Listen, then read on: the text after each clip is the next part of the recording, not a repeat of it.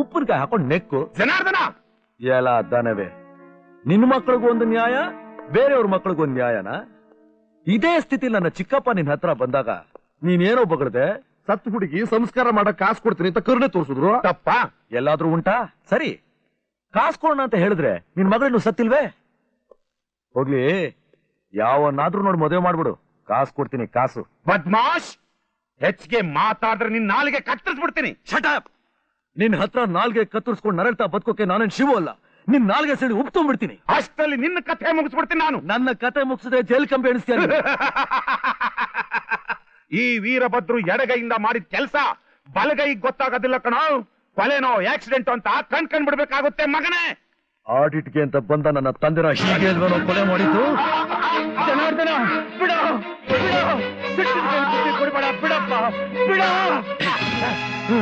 ಬಿಡ್ತೀನಿ ಚಿಕ್ಕಪ್ಪ. ಈ ಹುಳುನ ಹೊಸ್ಕ ಹಾಕೋದ್ ನನಗೆ ಒಂದೇ ನಿಮಿಷದ ಕೆಲಸ. ಅದು 10 ಜನ್ಮ ಎತ್ತಿ ಬಂದ್ರೆ ಸಾಧ್ಯವಿಲ್ಲ. 10 ಜನ್ಮ ಹಾಕೋ ನಿನ್ನಂತ ಕುನ್ನಿನ ಸಾಯಿಸೋಕೆ ನಿನ್ನ ಕತ್ತರಿಸಿ ತುಂಡು ಮಾಡಿ ಸತ್ತ ನನ್ನ ತಂದೆ ಆತ್ಮಕ್ಕೆ ಶಾಂತಿ ಸಲ್ಲಿಸಬೇಕು ಅಂತಾನೆ ಬಂದೆ. ಆದ್ರೆ ಅನ್ಯಾಯ ಆಗಿರೋದು ನನಗೊಬ್ಬನಿಗೆ ಇಲ್ಲ. ನೀನು ನಿನ್ನ ಮಗ ಈ ಊರಿಗೆ ಮಾರಿ ಆಗಿದ್ದೀರಾ ಅಂತ ತಿಳಿತು.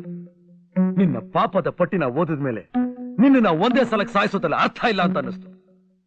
ನೀನು ಮಾಡಿದ ಅವಮಾನ ಎಲ್ಲ ಸಹಿಸ್ತಾ ನಿನ್ನ ಅನ್ಯಾಯಕ್ಕೆ ಬಲಿಯಾಗಿ ಊರಿನ ಜನ ಹೇಗೆ ಸಂಕಟ ಅನುಭವಿಸ್ತಾ ಇದ್ದಾರೋ ಹಾಗೆ ನೀನು ಸಂಕಟ ಅನುಭವಿಸ್ಬೇಕು. ಅವಮಾನದಿಂದ ಬೆಂದು ಸುಟ್ಟು ಕರಗಾಕ್ಬೇಕು. ಅಸಹಾಯಕತೆ, ಅಭದ್ರತೆ, ಅತ್ಯಾಚಾರದ ರುಚಿ ನೋಡ್ಬೇಕು. ಕ್ಷಣ ಕ್ಷಣಕ್ಕೂ ಹಿಂಸೆ ಅನುಭವಿಸ್ತಾ ನೀನ್ ಸಾಯೋದಿನ ಊರಿನ ಜನ ನೋಡ್ಬೇಕು. ಅದೇ ನನ್ನ ಆಸೆ.